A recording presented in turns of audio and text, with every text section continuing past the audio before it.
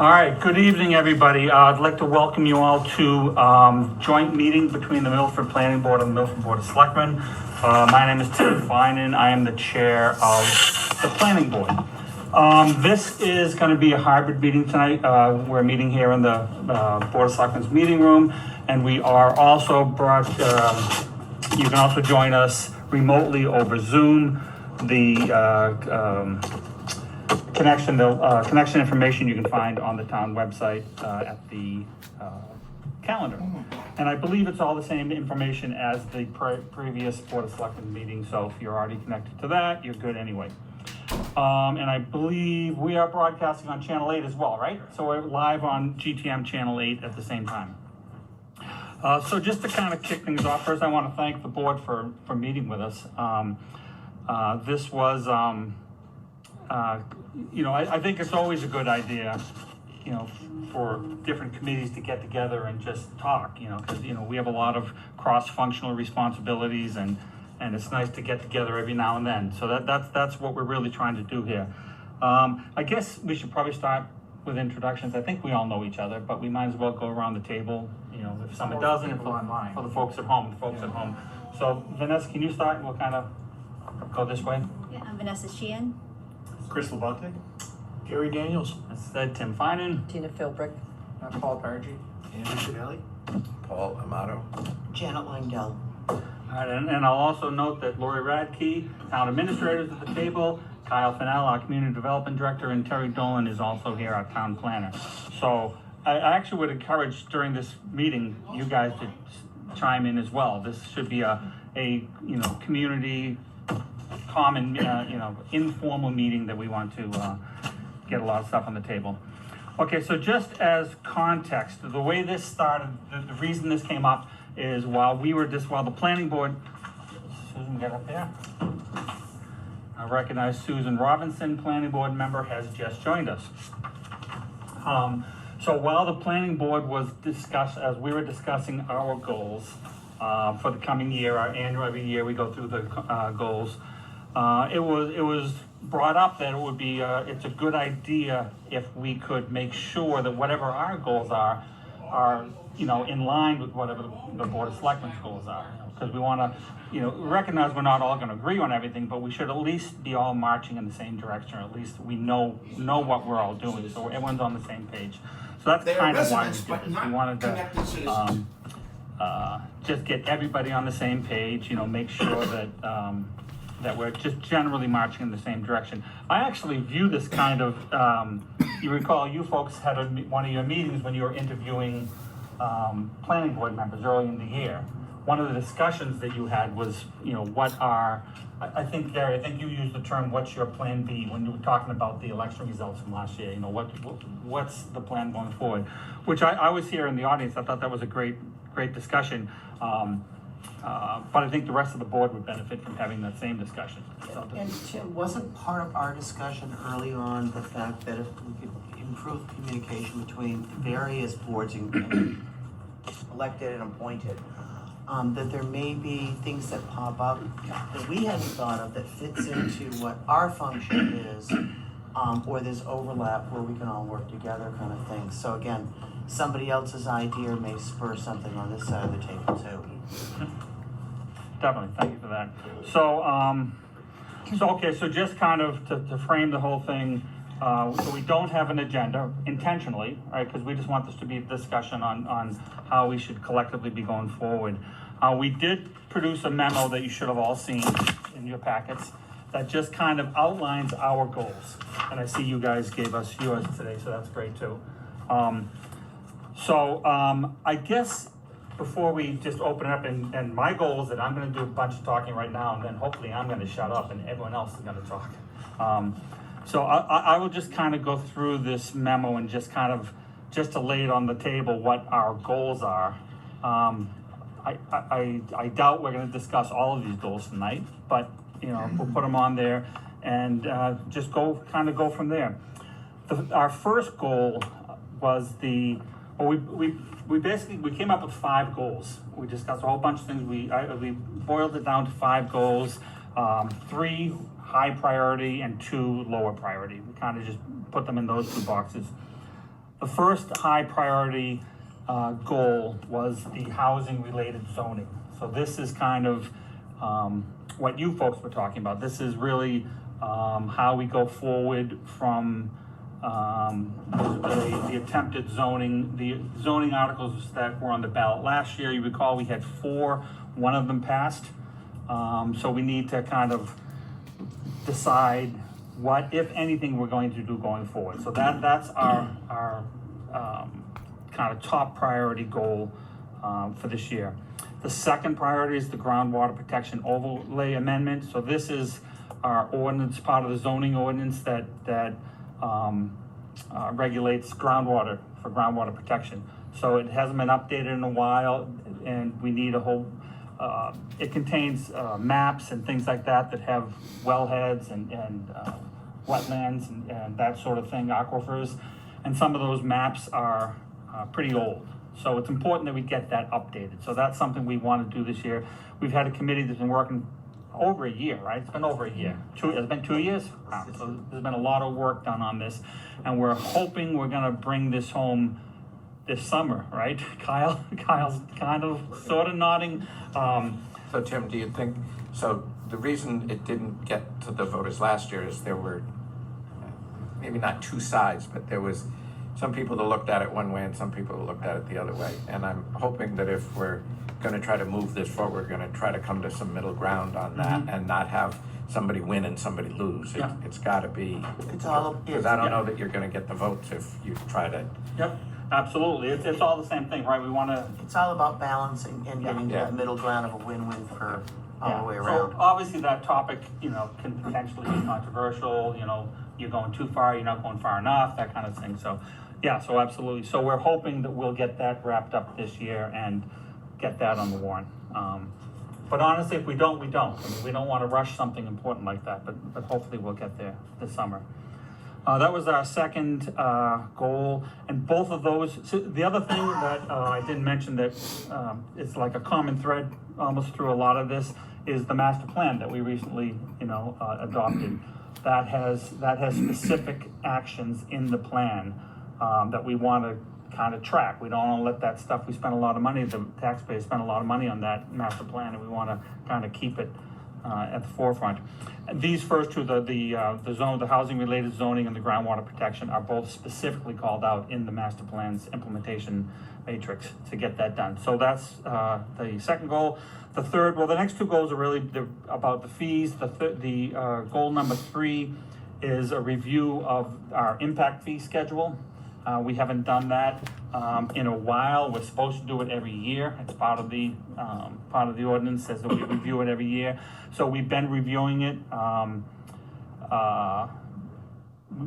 Kyle's done a great job educating us on the history of it and what we actually have for impact fees, how much money we've collected, what the whole process is, and that's ongoing. It's not done yet, but we need to really kind of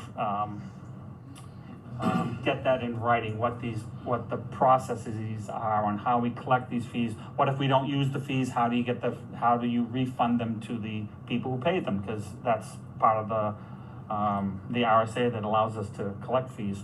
So that's a very important one that we're working on again. That's in progress now, and we figure we're gonna either just simply update it to bring it kind of up to date based upon the current contents of the CIP, or potentially change it or even ditch it if we want to.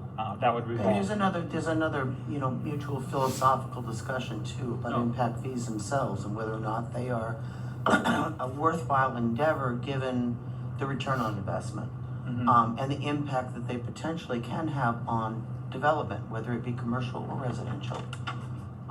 So that's another piece of it. Yep. So there's the practical everyday annual review, we need to take a deep dive, where are we at? And then there's for the future, what do we do? Yeah, good, thanks for that. The fourth goal is related to that in the fact that it's fees, development fees. Really, these are the planning board fees that we charge for applications, lot line adjustments, site plans, things like that. There's a whole matrix of fees that we charge, that we review these. We haven't reviewed these since 2023. So we're in the process of doing that now. We actually have a set of recommendations from staff for relatively minor changes, to be honest. And that's going to public hearing a week from Tuesday, right? Kyle's nodding, good. So, and actually, I think we discussed this, Kyle, and I apologize. Did we decide, do these have to come to the select board ultimately, or is it us? The development regs state that the planning board will have a public hearing. I'm looking into RSA to verify if that goes back to the select board to finalize. Okay. All right. So we're having the public hearing, so you may not have to, but if it does, it'll go back to you. And the final goal, number 5, is just it's kind of a catch-all goal. As I mentioned earlier, the master plan has this nice implementation matrix that lists all the tasks that have been identified, and there's a whole section of them that are assigned to the planning board. So we want to, that's what goal 5 is, to make sure that we get that taken care of. So that's it. So those are our goals. So we can just kind of throw it out and go from there. I suspect the zoning stuff is what most people want to talk about. That's I think we're all in agreement. I mean, we've had discussions as a board, and I've had discussions with some of you folks offline that we probably took too big a bite of the apple in March with 4 warrant articles, that maybe we should identify one, or probably one, and go with that this year. So how does the board, so one of the things that through these warrant articles, it was to potentially help with housing and affordability of housing. And that's kind of been a goal of the planning board. We've had a lot of discussion on that. There's obviously some people in town that are vocal that don't want anything to change. So, where do you guys stand on that? I mean, do you think that you could afford to buy the house that you live in now if you had to buy it again? Well, in my mind, there's a question is, what does affordability mean anymore? Because when you have a median house for $500,000, Yeah. it probably affects the student graduating from college or high school, because they are either facing rent or house, and neither one of them is really affordable for them right now. So it's really a difficult thing to try to tackle, because everybody's economy is a little bit different. But I think the word affordable has been thrown around too much, and it hasn't been well defined. So you have people who are saying that's not affordable anymore. But then again, if you've got a triple-digit income, then maybe something isn't. Maybe 500 is affordable versus 600 or 700. So, And that's really where a lot of our discussions have gone, is, the question of, be careful how we use the word affordable, be careful how we use the word workforce. Maybe it's more affordable to more people is the catchphrase. But certainly in our discussions, we've had some things pop up, and it's like, well, you're talking about, the HUD median income for this region, which is higher than the average median income here in Milford, and that's a whole nother ball of wax too. So I think we're all on the same page of understanding that variable needs to definitely be in the middle of the table and not the pink elephant that we're all kind of avoiding. yeah, and it's been difficult for me to try to find a solution to this, because it seems though your housing and your rentals are feeding one another. The housing goes up, so the rents go up, or the rents go up, so the houses go up. And it's just kind of this spiral type thing, and it's almost like you need somebody to come in and put down something that is going to cause people to say, oh, I'm going to have to lower my prices. in order to compete.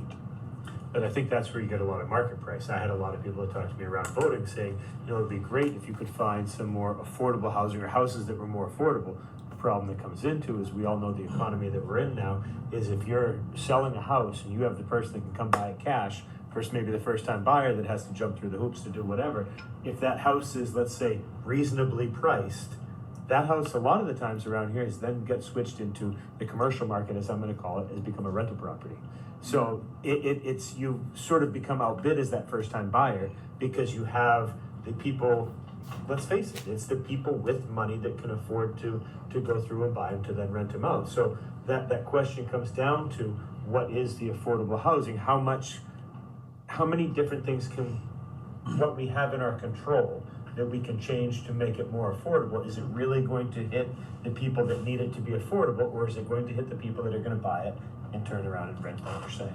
Are you saying that you think that the majority of people purchase real estate now to rent I think there's a lot more people around here that are purchasing to rent than for themselves. and nobody buying it to live? Is that- I'm not saying nobody, I'm saying there's a vast majority of people, I feel, that are buying them to rent now. And Susan, you may have access to that information being a real estate agent, to take a deeper dive to see if, you know, those facts do hold up in terms of the greater market. Right, I think that portion doesn't necessarily come through residential, it goes through commercial. It's definitely happening, but I don't think it's dominant. It might appear to be dominant in a certain area. I think But- when you but have not young people totally. that are trying to go out and afford a house, and they can't because they're getting outbid by something that does become a rental after, whether it be 5 out of 15 on the market or whatever, I think there's a bigger portion than what used to be is becoming rental units. I guess maybe that's the better way that I should have put it. I'm not saying all of them are becoming rental units. But that discussion doesn't necessarily lead us to a solution. Well, and I don't think, there's not gonna be one solution. Correct. Right. I think and no one solution is gonna fix everything. Mm-hmm. I think we need to look at this from a number of different angles. It may be that we can identify tools or new tools that might help us to create the opportunities, which is what we were trying to do with at least 2 or 3 of the zoning ordinances last year, to create the opportunity for the potential for houses that may be at a better price point for more people. Again, I go back to the cottage courts. The whole idea of that was by having some tools to manage development and providing some larger density, higher density, that we have an opportunity there that maybe get something that's a little bit better of a price point. I'll also point out that the recent changes in the RSAs relative to 79E that are coming down the road may provide us again with another way to look at this in terms of housing opportunity zones. I know that's already in the RSA, but they have a greater emphasis coming forward. And that's not something that we actually have defined necessarily, and that would be a conversation to have jointly, especially with the Board of Selectmen, since it would have to go to town warrant. Have you found any companies that have talked about building housing for their employees? No, but that's another thing that did come up in conversation. That is a possibility. I don't know of any examples, and maybe Gary up in Concord, you've heard of some, other than the one in Dover. That one I am aware of. And I heard of one in Manchester, a restaurant. Okay. that- Yeah. Go ahead. Well, Go I'm ahead. a realtor too, and so I'm not necessarily seeing a lot of people coming in buying single family homes and renting them, but like you said, I'm sure that they are.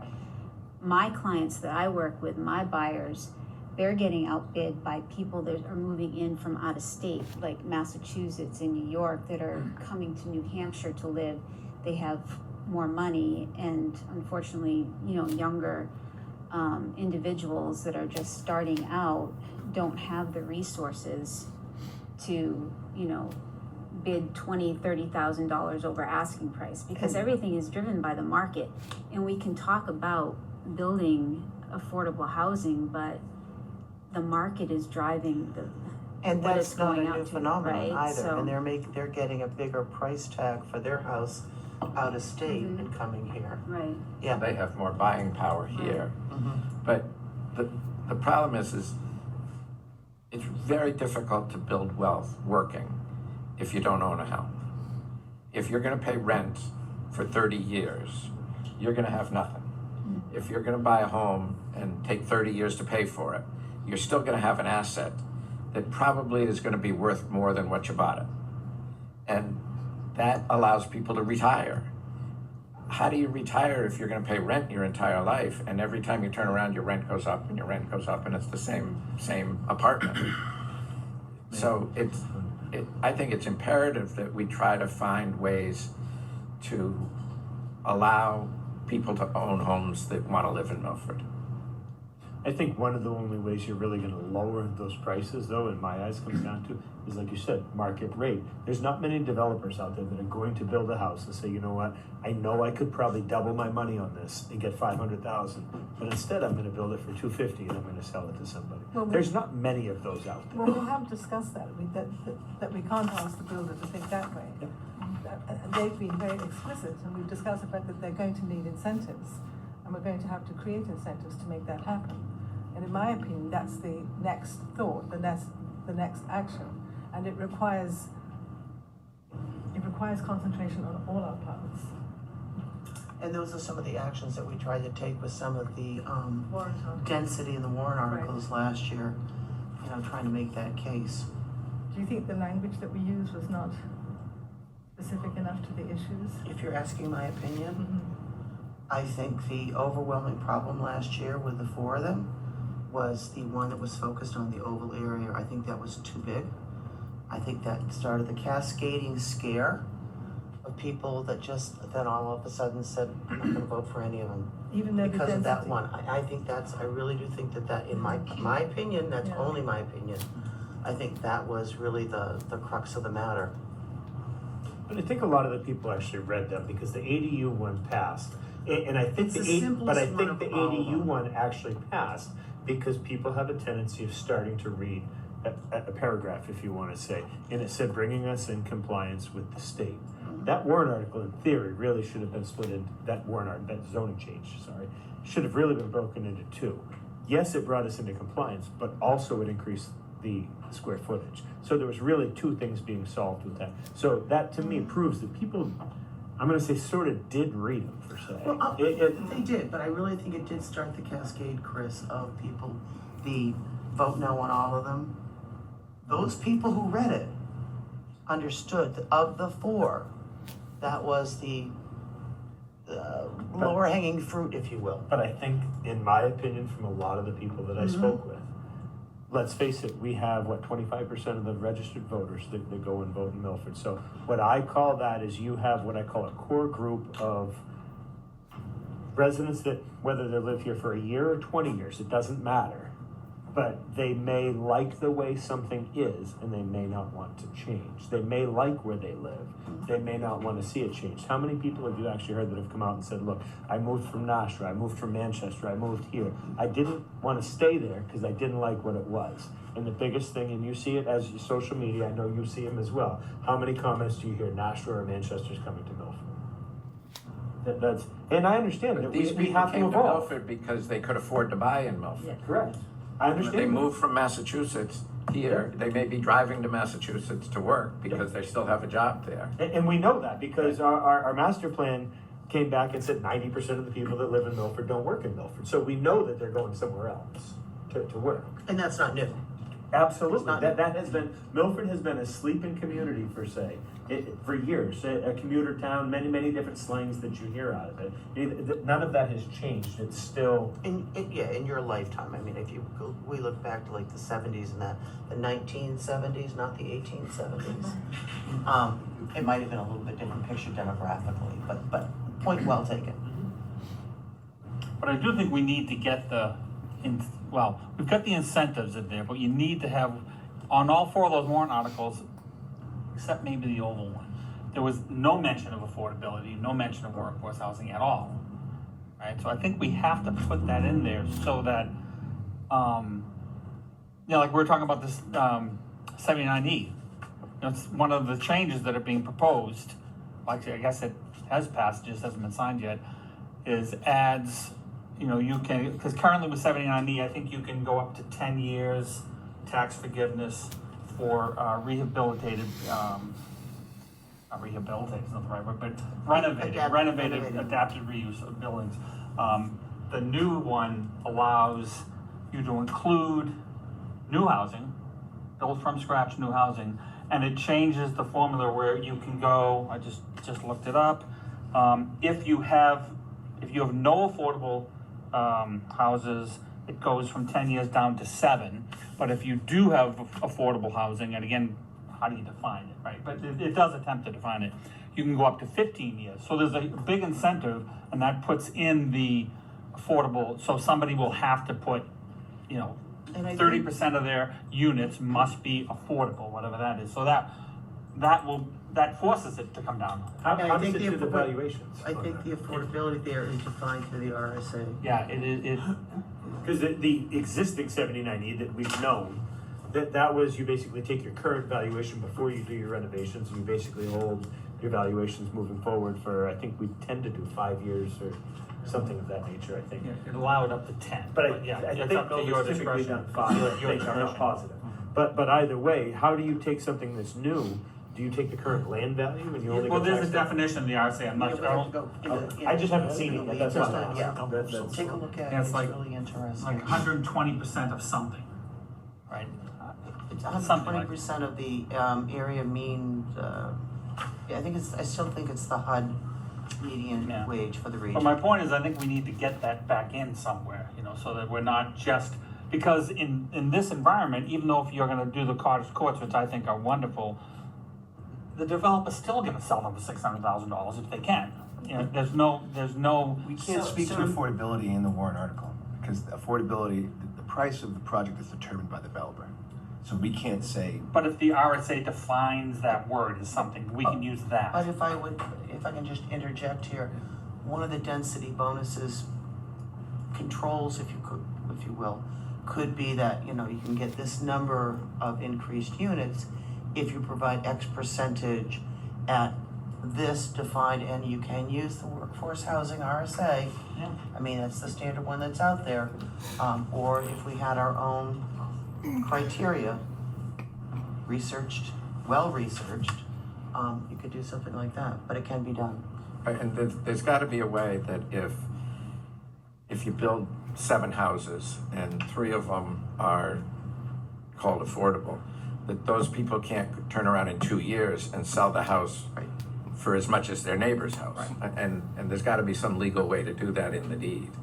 And so, you know, from the planning board standpoint, we can put out incentive bonuses for density if you do these things. So that's pretty much what we can do. Right. And All this these are- stuff that I was just talking about, it's you folks that do that, not Right. us. Right, Yeah. and these are the types of tools, though, that we need to have in the toolbox, you know, as a community. Isn't there a complex in Portsmouth that already does this, Tim? Or Gary, you probably know about it. You gotta speak up, Susan. Sorry, I think there's a complex, a condominium complex in, no, sorry, not Portsmouth, the other way, Peterborough. On the outer edges where they have 2 or 3 properties in the complex that are, whatever you want to call it, affordable housing. You can't tell the difference between them. And, but so they've done it, so they would show us how to do it. Oh, yeah, that's what 79E is all about, really. Well, Do you know the complex I'm speaking about? No, I do In not. Peterborough? No, okay. I know another angle that you can look, and instead of trying to build a house that's affordable, look at ways that we might be able to make it possible for a new homeowner to gather up the resources that they need to make a deposit on the home. How would you do that? Well, I floated a bill this year in the legislature, and it's relatively complex. It ended up in a committee of conference and didn't go anywhere. But it was establishing a housing investment trust as a charitable organization. I'll try to give it a high level. But the trust would own a house, so they would go out and primarily target properties that are not inhabitable. So you're not increasing density. But the trust, so someone would be able to invest in this trust. And the trust would buy this property, put up a home, let's say that cost them $250,000 to build a home. Then there's a whole separate part of that where someone would need to be qualified to come in, but you've got a qualified person that comes in and they start paying that. But what they're paying are similar to what they're paying in mortgages, only there's a lot of things in there that they don't have to pay because the trust owns the home. And all that money is put away for them. And at any time, that homeowner or the renter could say, okay, I want to leave. So they take their money, they go out and then they buy their own home. The next person who comes in at the same rate. So the house does not increase in valuation. It stays the same. If it was $250,000 to begin with, it's always going to be $250,000. And that's what someone's going to be paying the mortgage on. Do you have any examples from other states of where this? What are we looking at? What's the target? No. Where are the That's one of targets, the problems. right? Where are the targets of There growth? really is nothing out there quite like it.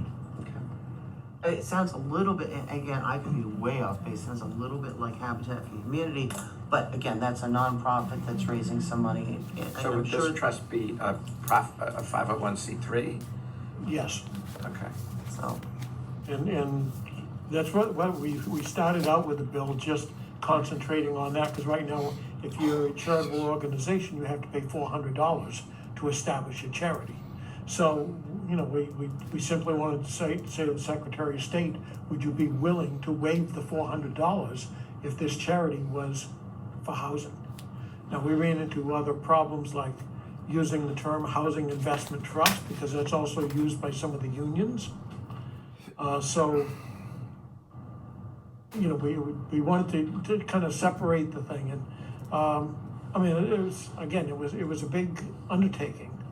But it was something that was different, something that wasn't status quo out there, and you're trying to compete with the builders on things like that, and it gave an opportunity for people to invest in housing, and even to the point of taking some, you know, if an elderly person living in a big house, you wanted to split that house up into, you know, maybe two or three different units, then they get some sort of credit on that too for making that housing available. But again, in the long run, you're not increasing the density, so you're not running against that density problem.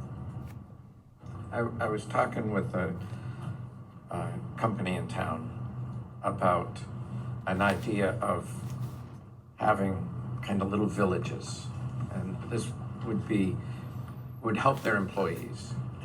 So you start with a very small, kind of like Steve Cook built off of Savage Road, what's it called? Meadowbrook. They're duplexes, there's no basement. They've been there 40 years. They're rental, I think it was financed through HUD. It's worked fine for people to there's 28 of them or 55 of them, one or the other. There's either 28 duplexes then. Yeah. So that if you could set it up so that if you're starting out, you rent there, and some of your rent helps you move to the next neighborhood, which allows you to buy a small home. And then when you've done well there, you can move to the next neighborhood and you could have a home that you want to raise your kids in and things like that. Whether or not this will ever go anywhere, it takes a larger piece of land than, like, you know, you can't really do it with just 2 or 3 houses. But something that helped people with those stepping stones to get to home ownership. Yeah, I know at the last Business Finance Authority meeting I went to also, something just passed, but I don't know if it was statute or it's through executive council, that Department of Transportation, if they have land that they don't need, that they're now going to let the BFA use that to establish housing. Too. So that's another avenue.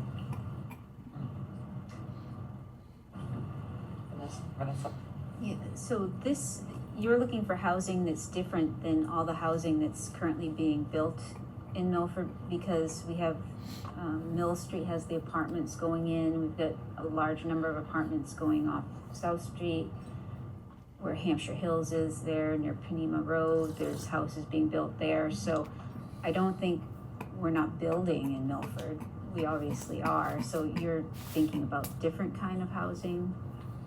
Different, that allows different people at different levels to get in. If the condos, I think, that are in Cynthia Docknall's old building on Emerson Road, I don't know what those are gonna sell for.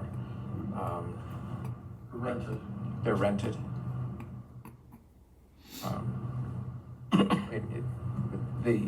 There's two ways to look at it. If you build an apartment as a developer, you've got long-term debt that you're gonna pay for over a long period of time. If they built those as condos and they sold them, they'd get their money back and then they could go do something else. So there's two ways for a developer to look at that. I guess it kind of goes back to what Selectman Labonte was talking about, though, is that people are using housing as an investment. Whether it's to buy something and then rent it out. Real estate has become more stable than the stock market for investing when it really comes down to it. Is that true? Yes. I'd like to go back to Vanessa's statement though in question. All dimensions? Two of the things the planning board has talked about considerably and all agreed on by consensus is we do want to support the diversity of housing in Milford. And that's one great thing about our town is that we do have a diverse base of housing types. The other piece is looking at what can we have in our toolbox in anticipation of more housing coming in so that we do have the ability to try to create those opportunities for potential lower cost housing or more affordable housing, or manage what's being built better for the benefit of our community. So that's kind of another reason why we bring up the topic. Knowing that, yes, we have Panema, we have South Street, we have Mill Street, going in at this point, but I don't think other than those three, we've seen huge amounts. It took a whole long time for Union Street to get built, the development up there. And we do have the one that came in on Spalding Street. Did you want to say something, Tim? What's that? Did, It's Tim's meeting. Yeah. okay, did Do you have something to say? No, I thought that gentleman stood Oh, up. well, we'll open up to the public at some Okay, point. sorry. I wanna get the conversation going here. So what are your thoughts on potential warrant articles? I mean, the ones that we've kicked around was the cottage courts, the back lots. What was the third one? Overlay That district. one's ADUs, Oh, the overlay cottage courts, district, and overlay district. Okay, the ADUs which passed. So the two that really, if we aren't going to try the oval district again, which it's probably not a smart thing to do. So it's really those two, or we can go the route of 79E. Well, I think those housing opportunity zones, I think that leads to a great conversation about, where would we like to see more housing, or where would we like to see housing? What's the smart place to kind of really focus on that? But that's not to the detriment of saying also, because the balancing point of that conversation is, where do we want to see more commercial development or industrial development? We don't want to lose sight of the fact that it's not all about housing. It's about building our business community as well. Retaining our business community and building our business community. Oh, I agree. I like the idea of the back lots, and I was very surprised it didn't pass. It was very detailed. You spent a lot of time on it, and I thought it was a great idea. I did not necessarily think that bringing the ADUs up to 11,000 square feet was a good idea, but I thought the back lots were great. The back lots, if you've got a 5-acre lot but you don't have enough frontage to subdivide it, you're paying on a lot that you can't put in current use because it's not over 10 acres. And I think that that's whether you're gonna build a smaller house for yourself out back and then sell your house, you know, it just gave people more options. And it wouldn't be a developer doing that, it would be a homeowner doing that. That's But I why think the like it. backlot one got confusing to a lot of people when it came down to, like, to me, the simple concept of the backlot is just like you're saying, Paul. You've got 5 acres, you're gonna say, I'm gonna break it down, and I'm gonna create a lot on the backside, I'm gonna build my other house, or however that house is determined. But then when it came down to, but you could do 2, but then you had to have an average of this and an average of that of your lots. I think people got confused over that. I think if you were going to a straight backlot saying, I wanna take a 5 acre, break it down, put a second house out behind me, I think you're cut and dry then. But what if it's a 10 acre and you want 2 houses out there? Once again, I'm just saying, I think people got confused. That meaning, Because I think we said that you couldn't have more than what was allowed with the density of 2 acres. Sure. So if you had 3 acres, you couldn't do a backlot. Right, but I think people got confused when you put in, it had to be an average between the 2 houses of the lot size. And once again, I just think it was language that we know that a lot of things in town either get passed or failed by somebody not necessarily always knowing. When you become uncomfortable, what's the natural reaction to a lot of people if you're uncomfortable? No. And Chris, I agree with you. I think to Paul's point, backlots was fairly straightforward, cut and dry. I was surprised it didn't pass also, but I do think that if it had passed, it's not going to solve the elephant in the room, which is, you know, it's not going to increase the inventory of affordable housing by X percent of what we need. It's not gonna move the needle. It's not gonna move the needle. I mean, we're talking about 2, maybe 3 applications for building permits in a year that passes, and probably those people who voted it in were the ones who were like, oh yeah, I wanna sell off the back part of my property. And I don't think it's gonna move the needle. I think that if we're gonna solve the bigger issue, which is inventory and variety of housing in the town, then we need to think bigger in terms of zoning. I do. So the other thing that came up was how we compete with the no-sayers and how we can get our message out. And Kyle did a good job having some of us do a little interview with him. I could never find that interview to send it to any of my people. If it was put on Facebook, everybody'd see it. It was. I think it was, yeah. It It was? was on Facebook, Paul. I couldn't find it. And I think there was a link to YouTube as well, because that's generally where GTM puts all of those things, Just so. resend it to him, Kyle, quickly. But I think that goes And his to some of the children, they goals also that they've identified about improving communication and the tools that we have, and I think we're all on the same page of that, of, we've got some great resources here. With a website as clunky as it is, I mean, we could make some improvements there. GTM does a great job with videos, with Granite Town Media, so there are some opportunities there as well, so. I think that's common ground, I'm glad it's on your list. Yeah, and that's good, because that was one of, when I said in the beginning, to make sure we're all, we'd like to, as much as possible, get on the same page for that reason. So it looks like, you know, not what does the planning board want, or what does the board, what does the town want? We need these tools. Right. Again, the publicity, the marketing, the social media stuff, and the help at town hall, in order to do what we're doing, and it fits right in with the things that you guys are talking about, it's the same thing. Yeah, no, I agree. Did we ever discuss converting unused commercial properties into residential? Is that something? That's the, Greenfields. the Greenfield stuff it's one of the goals, but didn't make the top 5, right? Yeah, so the planning board is investigating infill development or grayfield development as part of the conclusion of the housing opportunity planning grant. It's part of the master plan to begin that investigation. It's a potential tool to add to the zoning ordinance, either as a new section or as smaller amendments to individual zoning districts.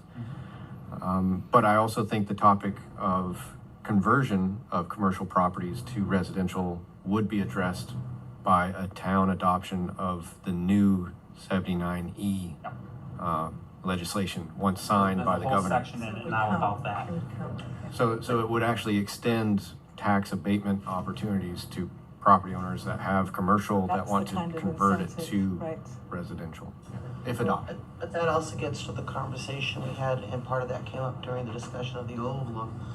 You know, where do we want to maintain our commercial base, if you will? I mean, again, it gets to the look and feel of Milford, the downtown. It's a mixed use area. There's some apartments overhead, and there's commercial on the bottom. Would we want to see all of those building, you know, all of them apartments on the bottom and all of them apartments on the top? I thought we Wait, just, wait, let me just finish. So again, I think that's part of the conversation too. I thought the decision was commercial on the ground floor always. That was the decision, however, that didn't pass. So I'm getting to the conversation that going forward, of what we want to look at too. I guess, once again, I have not seen this new 79E yet, so I don't even know. So by no means am I for or against We it. have 3 representatives here. Yeah. Look at it right now. But ultimately, why would we consider converting our commercial to residential when we're looking to try and hold our commercial? Not, I think we want to make sure that there are safeguards in place. And that may be a new question, Chris, of in certain areas that are already commercial, how do we safeguard that? Because if you just say, oh, 79E, hey, I got this building. Yeah, there was commercial on the bottom and there was a couple of apartments on the top, or it was all commercial. I want to change it all to residential. Sure, I'm going to buy the Stickney building and change it all to residential. Is that what we want to see? Again, that's Isn't all, that- I'm not buying the Stickney building. This is all just hypothetical, It's just- please. But didn't the legislature say that the towns, they wanted to say the towns couldn't say you couldn't have all housing in commercial zones, or you could have housing in all zones? Yep, I'm not sure if that went anywhere though. Oh, you don't think it did? Okay. I know somebody brought up at one of these meetings that there was talk of the potential of being able to develop in a commercial industrial Peter was area. the one that kept track of Right. all those, really. but I thought there was one directive from somewhere that said that we had to have commercial on the first floor in commercial areas. I think you're talking about one particular case. That here it was in a town. state thing, no? It wasn't a state thing, okay. No, I think it was just one particular application here in town. And the Oh, reason yeah. why converting commercial to residential, not across the board at all, but just where necessary, is because there happens to be more desire for residential than commercial right now, because commercial is changing. I mean, Paul will know more about that than any of us. It's changing completely. Oh, I understand it's changing, but it's also changing the dynamics on how we're taxed. It's also Oh, well. changing the dynamics on the taxes that come in and what you consider, net positive and net negative tax money coming in. So obviously the goal that I've always understood is you have to have a balance. And to me, that sounds like that's upsetting the balance, Okay. in my opinion. Paul? So, HB 1103 is a bill that went through. It has not been signed by the governor yet, but it's gone through everything else, and that changes 79E. Right. And so you need to have a warrant article to add it to your town. So I think we should plan on having that warrant article next March. Separately would be any kind of a backlots or another thing. So you can have two things. One's a warrant article and one is not. Not as a. Well, they're both warrant articles. Both warrant One's a articles. One zoning would be a change, zoning the other's change. not a zoning change, Yeah. right. Right, no, I agree, if we were to do 2, that's the way you do it, that and that. So the selectmen would put We forward would, yeah. the 79E one, and we'd put Yeah. forward the, 1103. yeah. But Although, I But we think part need of to do- 1103 is you have to define these, and these gentlemen have been researching this more, Terry and Kyle. I think we have to do the Housing the opportunity opportunity zone, zones. so you define a zone in which, and I think it's separate, is it separate from the existing zone that's 79E? So it's a so we have to have another zone. It's Yes. a brand new map that you have to have called a housing opportunity plan. Need to And come Can to you the mic. take a mic or, and identify yourself. just so we can hear you, so the folks at home can hear you? scratchy voice at all. For the record, Terry Dolan, Town Planner. The new draft that's waiting for the governor's signature, with nobody being able to tell us when she's going to sign the bill, is Housing Bill 1103, and it amends 79E to include new development on raw lands, or, you know, Kyle, what do you refer to it as, the new lands, Field green development, fields? yeah. That you can do that, but there is incremental reduction. It allows for that development instead of just restoration and revitalization of existing properties, which is what 79E has always been locked in strictly for. They hoping to utilize that, and that might help to incentivize a developer to come in and do with that a tax abatement process. It's all about the tax abatement. We have that already with 79E. There's a very specified map. We would need a new map that would be along with the Warren article vote. The housing opportunity map, basically, is what they call it. You can mimic the existing map, you could expand it. I call the existing one basically an octopus, as it goes down South Street, Elm Street, Nashua, and then around the Oval. You may want to take it up to the Mount Vernon town line on 13, possibly. So there's thoughts that the planning board can vet and discuss, but that's pretty much it in a nutshell right now. We don't know when she's going to sign the bill, but we would have to do a parallel warrant article to basically, bring that in, just like we did for the ADU. Yeah, and I would just add what I said earlier too, the other new part of this is the workforce housing that wasn't there before. So instead of 10 years, you can go up to 15 years if you have, whatever I said, some percentage has to be workforce housing. Yeah, and the housing opportunity zones are in the current legislation, the previous one. But when we did our warrant article to enact 79E, that wasn't spelled out. We have this district that covers 79E, but that piece wasn't spelled out. Right. So even if without all these changes, if we wanted to do that, we'd still have to do a warrant article. So Tim, Kyle's good. So just to add on to Ms. Langdale's point, the 79E community revitalization article that passed in, I believe, 2017, at the time, that's all that RSA 79E related to, was community revitalization. So the improvement of existing qualifying structures. Since that time, RSA 79E has been amended to include housing opportunity zones. So our current 79E program doesn't recognize that as a qualifying application or reason for tax abatement. The existing the existing housing opportunity zones has a very clearly defined workforce housing requirement of 30% units meeting the 80% or less AMI, area median income. And the proposed legislation, waiting for the governor's signature, removes that 30% requirement and allows the municipality to decide what that workforce requirement would be. So it's more open-ended and is actually more attainable to developers. So you can actually, as a community, decide what is realistic, what is the price point that works in our community, in our local market. And it also, I believe, would allow the municipality to define what is a public benefit.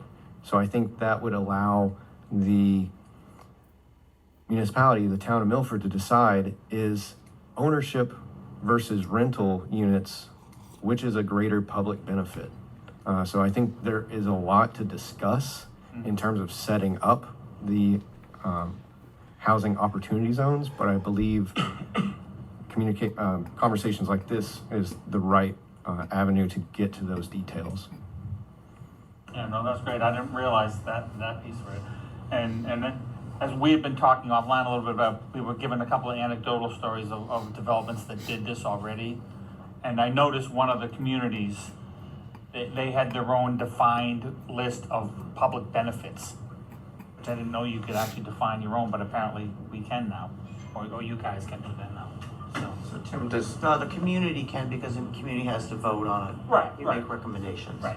so if it was a single-family housing development, does the person that buys the house get the benefit of not paying the taxes?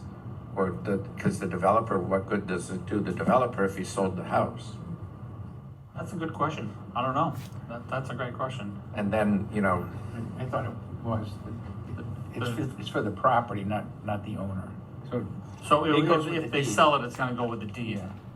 So I mean, it wasn't- almost has to, right? You can't imagine how else you it would couldn't have work. the developer take the money. Yeah. And If it's a rental complex. if he's not it's paying easy. taxes because he sold it, he's not in town anymore or So when you something buy like it, what are you doing? Basically paying up front, then you kind of get your break I after? think this is gonna mean some really creative and well-written documents to put out to the public, because there's so many nuances now Right. with this. Seriously, I don't know that we can answer all the Sure. questions tonight. No, I I'd can- love I to see it. understand I'd love to see a case example from Concord of walking this through. Yeah. These are great Did questions, they Paul, give you, thank you. do they give you those things before you vote on it? Like, this is how this would work? They try to, but it's not always accurate. But basically, in this thing, suppose your house is worth 400,000, and you put 300,000 into it. That 300,000 is not taxed for a period of time. And currently, it's up to 10 years, and it'll change to up to 7 years or up to 15 years, depending on whether it's affordable housing or not. So it's just that the increase in valuation is protected for a number of years. But if you're starting with land, But they're adding the greenfield stuff, so so. Now It's you're just, it's just dollars, you know, you start with whatever the dollar value is, and you put the extra money into it. That extra money is protected, is not taxed. But if you're gonna build a house, you're gonna pay to build a house. Starting from zero. You So started if- from so zero. if you're So raw if land- that house would be assessed at X, do you have to pay the taxes on that? Or do you pay zero taxes for 10 or years? do you pay the land tax? You start, It's maybe the whole property. your lots, let's say your lot's 150 grand. I don't think this applies to a single family just building one home. But even if in it the is, case, it's a bit of a nit, right, because you're going from the land value to a $600,000 house, so, you know, whether that basis is also abated or not, I don't know. right, but I would really like to know the scenario run through Oh, yeah. of if you have, let's say you have 8 acres and you'd like to build a number of smaller units or whatever there and sell them, And they meet the affordability or they're clause. condos or whatever, yep. How does that work if they're gonna have individual ownership of the units that are being built on this raw land? Because how does the developer actually get the benefit of the 79E? Right, Because, Yeah. right, the developer's Is it not only gonna go the- and say, hey, I'm gonna sell it to you cheap. Because they're not gonna get the tax incentive out of the owner, end game owner is Does going this to. only then apply to rental property? That's a great question, and the way the bill is written, this 1103, Paul might know more about this. It sounds to me like it's geared towards rental properties or condos. Yeah, I'd like to see how this It's walks not- through. It's not for the small subdivision. Which, and Paul, you've said this many, many times over the last couple of years, and I don't disagree with you. It's the American dream to own a house. So to go through all of these hoops as I look at it, to help somebody own a house is something that I'm more likely to stand behind. If this is more and more to help, I'm gonna call it a business thrive of rental properties, Right. then Yeah, that's- I started my own business and I keep my own business going without the help. You get what I'm saying? So I have a hard time standing behind this if this is for rental property. But the only way it would work in the reverse is if the homeowner paid the taxes due to the developer over the 10-year period. That's what I'm how trying it- to say. That's is- how it would work. But that would Doesn't be make sense. income for him that he'd have to pay taxes on. It's the government saying, we're here to help you. Okay, Kyle? As I think say, you've you got a lot of big piece work. homework there. Yeah. So, but originally when we built condos in Milford 30 years ago, and we haven't built, at least recently we're building some condos, but there was a period of time that we didn't have any new condos for 25 years. Those were starter homes. Like Hilton Homes was at one point in time. You could buy it for $125,000, you'd get started, the value of it went up, you needed a new car, so you refinanced to get money to go get your new car or put your kid through college.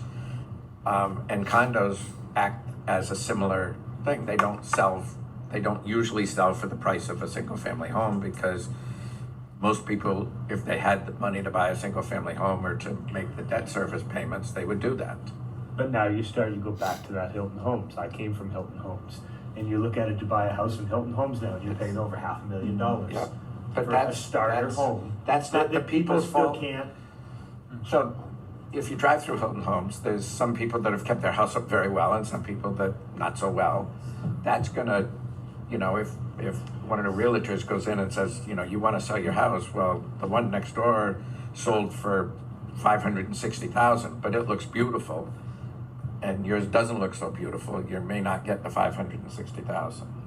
That's the same in any district you go Right. in, though. It doesn't matter on your price level, meaning wherever you're going. It's So there's two ways to reduce the cost of housing: supply and demand. If you build so much that there's too much and people have to lower their prices, builders have to get more efficient.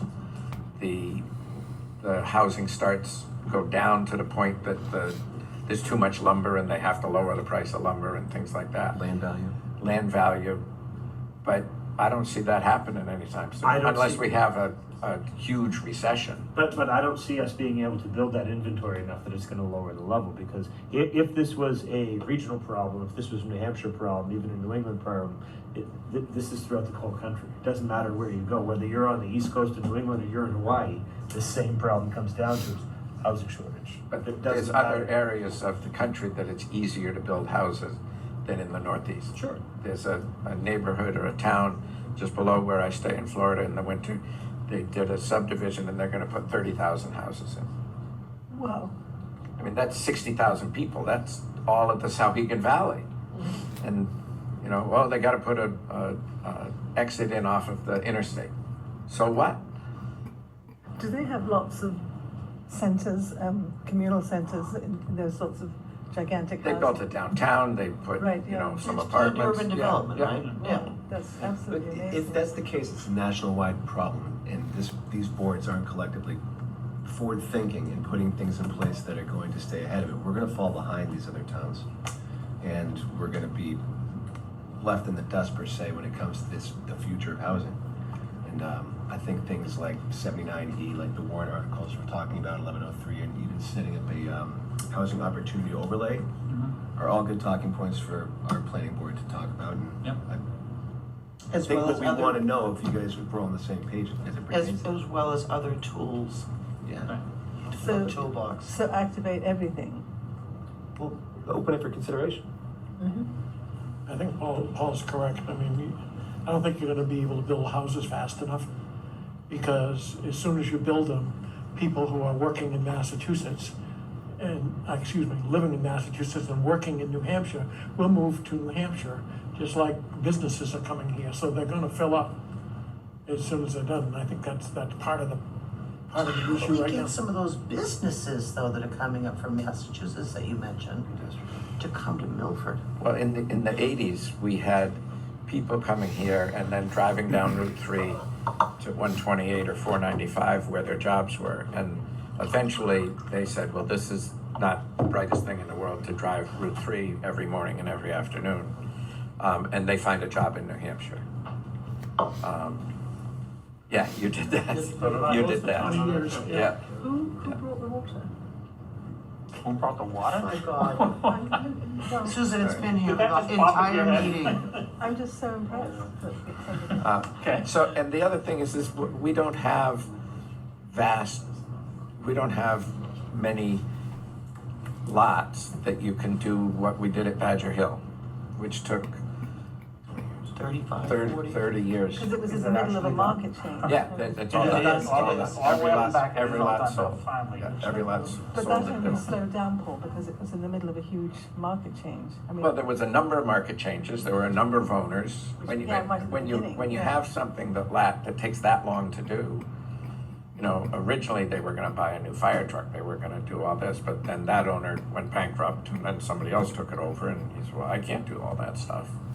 What And, about that whole amazing concept at the very beginning? Weren't there going to be those extraordinary houses they were gonna be, with two layers of, they were gonna be not healthy houses. I yeah, think they something called it. amazing, yeah. Yeah. Way ahead of their time, yeah. So, so it sounds like, Chris, you had some skepticism over the commercial stuff, well placed and all that, but it sounds like you guys are at least willing to consider these kind of things, the 79Es and that kind of Yes. stuff to support it? If we can figure out how it works. Right, exactly, we gotta figure out how. Yeah. You- We need you guys to Some very educate interesting us. questions came up, because, how would that work? But presumably, one of you smart people up there thought about all this. You're talking about the taxes, the taxes would just go with the property. And I think it's pretty straightforward. But then it's not affordable. If you sold a house that had a 79E exemption for taxes, then how is that house gonna be affordable? When you're selling a $400,000 house that comes here with a 10-year tax exemption, that makes that $400,000 house worth $550. And how's the developer gonna make any money on it? Well, I agree. That's where my concern goes down to. I don't understand, and I admit, I obviously have to do my homework and get a hold of you guys and somehow say, how does this work? But it doesn't make sense to me. I mean, it makes sense if I buy the bank building and I put a whole lot of money into it and my taxes don't go up for 5 years, I think. The existing 79 that we Yeah. currently have, I understand That that. makes sense. But you can't do that for residential unless you're taking, you know, a multifamily house and you're renovating it. Maybe you could do that. If you bought the burnt out house and you fixed it up. Chris is gonna do that.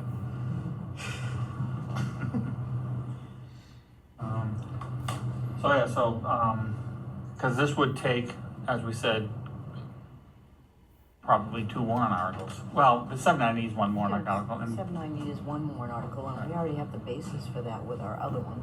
Yeah. So we just we're- have to make sure everybody understands it. Yep, And it's clarified really well and put out there really well. and where we want to draw that Where we zone. want to draw the zone. I guess the question comes down to how many tools do you want in your box at one time?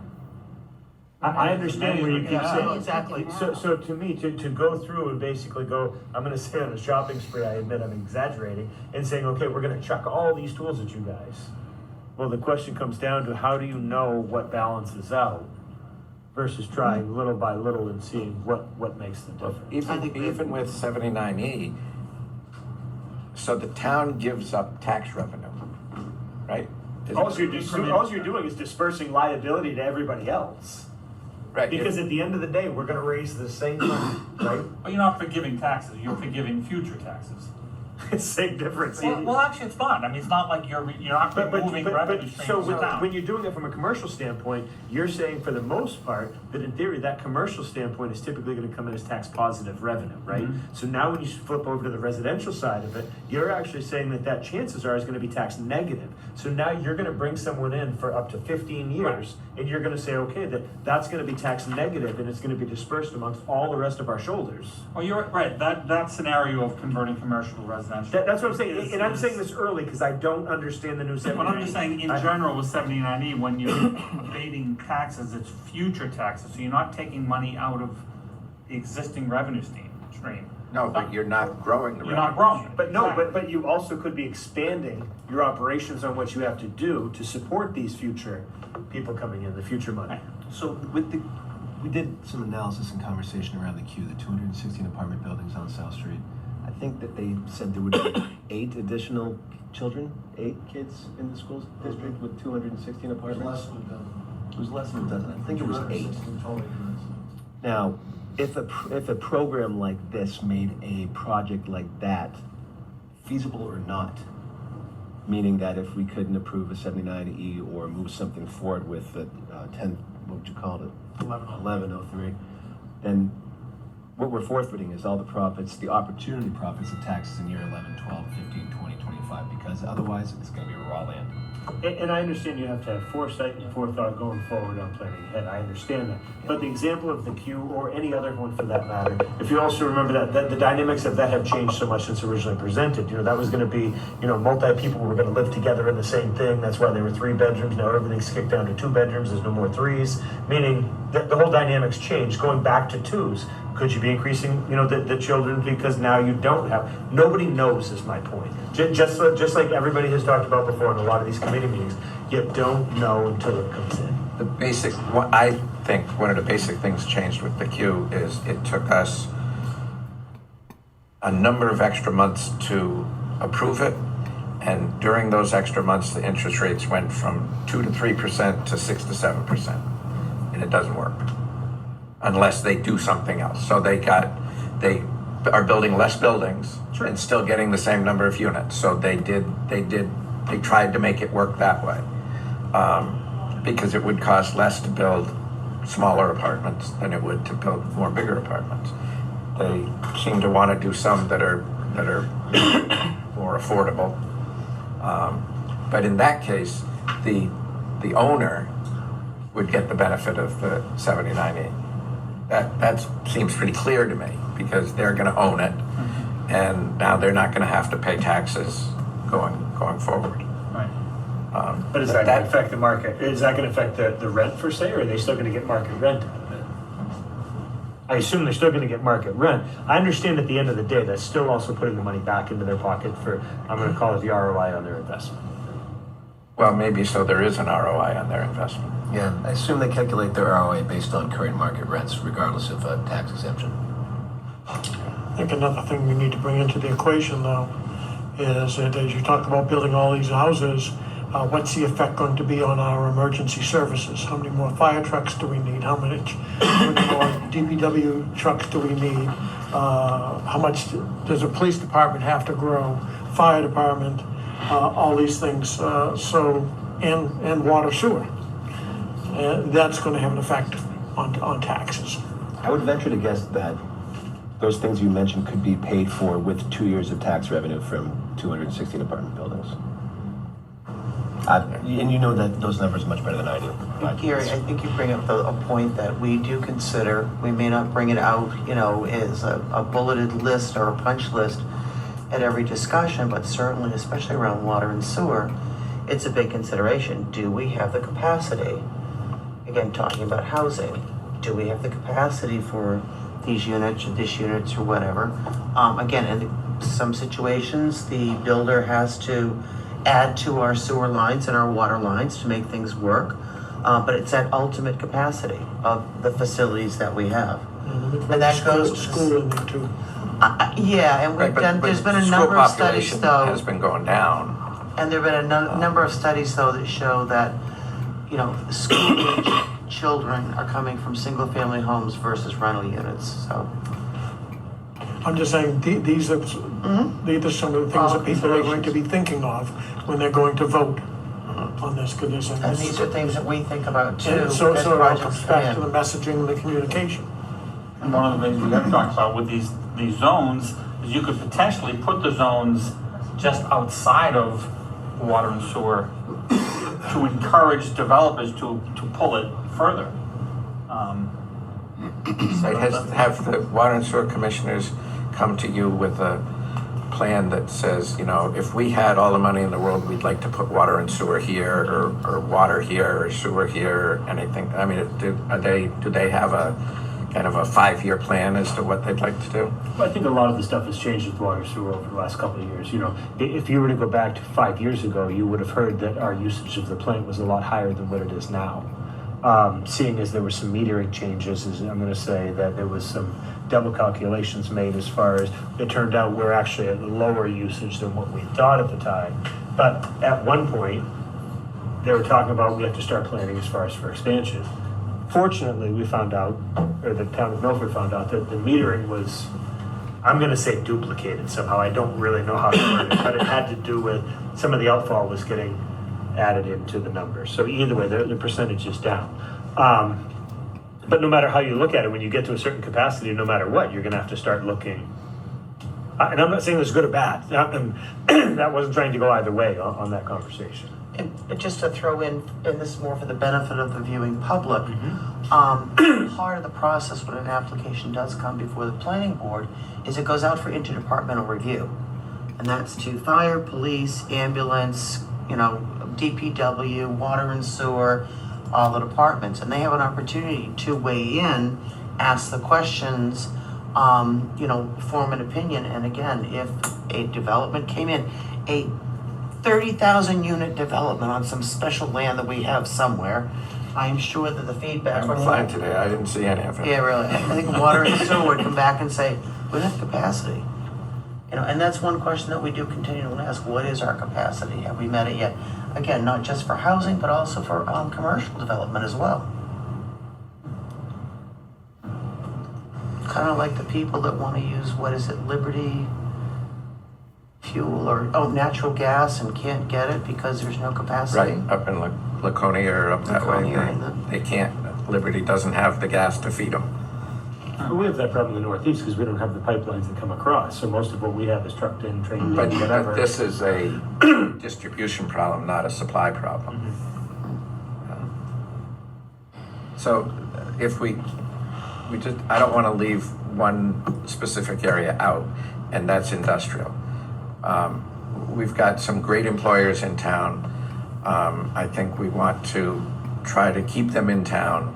And if they need to expand, we need to have a place for them to expand to. And there's very little vacant industrial land in the town right now. There's virtually none that's ready for development. There's a couple of sites that could be redeveloped for a whole lot of money. But our industrial zone seems to be shrinking. And I think we don't want companies to say, well, okay, I need to grow, so I'm gonna take my operation and move it to Londonderry or something. Have you folks talked with EDAC at all? Well, you had a big meeting this morning that we haven't really been debriefed on, but that's one of the things that they've been focusing on. Yeah. So we're trying to figure out what the best plan to go forward with that is, if we decide to go forward. And I think we had a good discussion this morning. We didn't come to any conclusions. We decided to have another meeting and bring in a person that's done this, just to say how it worked, so that we have some. In their example. And their example, Yeah. right? Yeah. And here you're just talking about the Bronx industrial land, not industrial land in general. Kyle can correct me if I'm wrong, besides the Bronx land, there's Twin Toes is zoned industrial. It's 100 acres. There's about 20 acres that's used, maybe 15 acres that's usable. And then there's not much else. It's not already bought, meaning that somebody doesn't know, meaning there's still multiple acres out on the side of Old Wilton Road, Perry Road, that is owned by some of our industrial companies currently. Right. But they haven't developed it, they're just retaining it. Yeah. So that's what I mean, that it's not necessarily available because it's not for sale, but it's there. Right, but there's no infrastructure there. So a couple of times Lincoln and I took different companies out to look at the land, and they said, okay, we want to start next month. Well, we got to bring water in from Milford, or. You're talking about Brock's. Brock's. Yeah. Before the. I'm talking about whether it be, that we have some industrial companies that own multiple acres. Right, so like the lot that's on the back side of Old Wilton Road that they already own all the way up. Abutting Old Wilton Road. Yeah. Yeah. Farther, Perry Road. Like I said, I'm not saying that if somebody owns it, let's just face it, somebody owns it, if I owned it and I retain it for my future development, whatever, I don't fault anybody for doing that. But if we wanted to bring in new business, I understand that. and actually have an addition to the tax base, how do you incentivize, how do we make that happen? And I think that's. But if you look at Meadowbrook Industrial Park, and I guess somebody could find out what their total tax bill is for the year. But that's a nice little place for companies to own business. We've got some that have grown big, like Airmar, that's built another building across the street. They had the foresight to buy that land and sit on it until they needed it. And that's good, because otherwise they would have had to get out of Dodge. I mean, you want businesses to be successful so they can pay their tax bill. Sure. And they can hire employees. I think today's meeting was just getting out of the starting gate, just so we have some sort of direction where to go next. That's the only takeaway. And while a lot of that conversation may come back to the Board of Selectmen, relative to what the town as a larger unit's willing to do, or how to assist. And I think certainly, and I don't want to speak for the entire planning board, but we want to just kind of have an idea of what's happening, and so we can support. Or if there's parallel things that need to happen in order to make that are within our realm, to support that initiative. Great. But one of the things that we talked about, and it's very preliminary, is whether or not there's a way to structure this, that the town do the developing. And there's another way that a private investor does the developing and then pays the town over time for, it would have to all be worked out, but the money would come to the town, but it wouldn't come to the town up front. And if there's a way to make that work. And if you heard of any specific examples, personally, I'd love to hear, just to do my own little Google research to learn more about the different ways of doing it, other than the Franklin model. Yeah, it's going to take a big investment to make that valuable. And I don't see myself voting for the town to make a big investment just in case we happen to sell that land. I mean, some towns do that, but they get state grants and things like that to do it. That doesn't happen here. We've had it in front of the voters before, as far as for infrastructure out there, and I want to say that it was like 3/4 of the people voted the warrant article down. Right. And that was only, I think, not even a $3 million warrant article. I think that was put in for the infrastructure back then. I'm not saying that things haven't changed. It's probably $7 million now. Oh, that number For the changed, same- but I'm saying as far as people's intentions on how they vote, meaning you could have a whole different crowd now voting from when that warrant article was originally. The good thing that we did, and Kyle gave us a very nice timeline as to it was like a walk through history of since '99 when we bought the land. That the selectman does have the authority to sell all of the industrial land, whatever they want. And so there may be a way to get what the town needs, or what some people think the town needs, and the town still get what they need for it. I mean, I'd like to at least get the money we paid for it back. Be nice. Yeah. Great. And get, some businesses on the tax rolls. Yep. Well, we also have to, if we're gonna do something like that, have to have the entire board on board with it, and not, Minority 3, 2, 4, opinion type yeah, thing. it has to be everybody on board.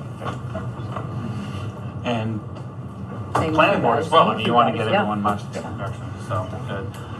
I think this was actually a really good conversation tonight. Really good start. Does anyone, Kyle, Lori, Terry, have anything to add to the conversation? You look like you might, Kyle. You get that look on your face. I would raise the question of impact fees. I know that Okay. Janet has mentioned that, there's still a lot of homework for me to do to help bring a more informed presentation to the planning board, but I think it does speak directly to a select board priority this year, is to look at potential revenues for the town, and this is a discussion that has to start at the planning board, but I think I would be curious what the select board would have to say about their general take on impact fees at this point in time. Have you ever given your little presentation to these folks? No? they'd probably love to see it, I'm guessing. I think, but to see it, but having the numbers that are hard and fast right there of what, What we have collected. what we've actually collected, over time, because I think it's a real eye opener. I think the word impact fee sounds great. I think a lot of other communities have pushed it and said, oh, we get this revenue for this, for the schools, for this, for that, for this. But I think at the end of the day, the cost of actually doing it may surprise you. You said the cost of managing. the Cost of impact fees. managing, return on investment, you know, and then again, that secondary, which is the soft part of it, of what is the potential impact on development? So Kyle was nice enough to read it, and we haven't been doing what we're supposed to do. I remember some of it becomes really a It's tangled nothing new, web Paul, when we've been you saying start. that since Right. NRPC came Yeah. with their review, and we've been saying we need to review these. I mean, this planning board is supposed to review the whole thing every year, and I don't ever remember doing it. And, Oh, yeah, you and the do. select board, I Sarah think, Marshall. they're supposed to I've give the got money back spreadsheet. if it's not used. And that's through the select board, not through the planning board. I think we've identified a lot of different things on different boards that, and I'm gonna say just Milford as a whole in the last couple of years, I think we've identified a lot of things that the terminology that we've decided that we have to kill, is this is how we've always done it, hasn't always been right. Yep. So at some point, I think we need to pick up the pieces, whether it be through committees, our board, meeting the BOS. I think that's kind of what Kyle was asking, what's, your commitment to reviewing the planning with the impact fees, right? In part, the select board does have a role to play based on how the procedure is articulated in the zoning ordinance. So I think, yes, I'd be curious to see where the select board is, or are you willing to take on the responsibility that may be in front of you in regards to returning unspent fees collected? But So to touch upon that just for a second, once again, because I don't know the process and what it's supposed to be, because obviously we haven't been doing it in decades. So my thought, I would assume that at some point the planning department would keep track of that and come to the board and say, hey, this needs to go back. It's finance. But that's what Yeah. but finance holds the money. Finance may not go through and do the terms. And I think we've had a number of different finance And I directors admit and that there's community a development whole directors. lot that's gotta I mesh think for it to work. things have not always jived and fallen off the wagon. I would be very interested in knowing, though, since it's been mentioned in your minutes, of what your interest is and why you think impact fees are worth you guys putting it as part of your goals to explore more. What's the thought of the Board of Selectmen? We really haven't talked about it. I mean, it was something that Vanessa brought in, that just to look at the revenue streams. And See the numbers. Right, yeah, and I talked to a select woman in Amherst, and she was talking about their impact fee structure, and I thought, wow, wonder what Milford's is. And so I did meet with Kyle a couple months ago when I first was elected to the board, just get to know him, and we discussed impact fees, and I asked, are they on par with other surrounding towns and municipalities? And he said, well, not exactly. So I said, I would like to look at that and maybe have a discussion around it. Was one of my goals. I agree, I think, Yes. Yeah. I think there's some other towns that are potentially doing a better job at it than we are. And so we don't wanna miss that opportunity, but we wanna look at the whole process. And But I think you gotta find the balance when it comes down to it, because out of all the different boards that I've sat in this room and at the table, you have the question of coming down to, we gotta encourage development. But then we gotta watch out what we charge the developers, we gotta watch out what the end price is. So you get into all of these things of, okay, on one side, from a BOS perspective, it's great to get the money, right? It's great to get the revenue stream. But now when you go to the planning side of it or the EDAC side of it, they're going, you gotta watch out what you charge the developer, because the developer is gonna charge the end user's gonna have to pay the price now, and it doesn't become I affordable. look at it as prepaying a tax that I didn't get any benefit for. Well, and let me throw this in too. I think that there's a cultural context of where impact fees have been successful. and again, what they're offering and what rate they're willing to put out an impact fee for. Some of the impact fee suggestions that we got the last time we had a study done were so astronomical that there's no way that you would want to use them. Again, I haven't looked at the recent report that we have to really look at it to see, you know, what Exeter's doing or what this one's doing. But it's the cultural piece of it. I might be much more willing to pay an impact fee in Londonderry, given its location, given its proximity to the airport and the roadways, as if I were a developer, because of the other pieces that are within the context of that location, as compared to, say, a Milford or Wilton. So I do have a question from a BOS seat that I'm sitting in tonight, is over the last couple of years, this is my second time being on the planning board. So I feel like there's still confusion that goes on. There's many conversations that when a commercial development, whatever comes in, from a BOS standpoint, we sit here as a warrant article, people saying, okay, you know, would you support funding a sidewalk? But then you talk about at the planning board level on, oh, should somebody put a sidewalk in? Is there ever going to be a day that we're going to determine as a community who needs to put sidewalks in and who doesn't? Well, And there's no right or wrong answer to this. I wanted to get to that philosophy of sidewalks as kind of segueing in about grant writing. Okay. And, you know, what's the comfort level around this? Because one of the things that's in the master plan implementation matrix is looking back at our 2016 connectivity plan. And again, this comes out of what people said they wanted, to look at, you know, how that needs to be updated. And great, that's great to update a plan. It's great to update the objectives that what the community would like to see. But then it comes down to, okay, so that's what you'd like. If the grant comes forward, are folks, you know, open to, and they're usually 80-20 grants. And again, to be able to establish, say, a sidewalk fund or a sidewalk development fund for Milford, where we might be able to use that to go to a developer and say, okay, so if you want to do this, here's the payoff. If you put a contribution here, then we can do that. Again, the bonuses in exchange kind of thing. But without knowing where we're all sitting, it's very hard to do that. But the same example that you guys gave earlier, as far as, you know, you have somebody come in, you have them expand your water and sewer, the same difference. Do you have that It's an impact fee. But do you have that same They're development? paying for something before they even step into town.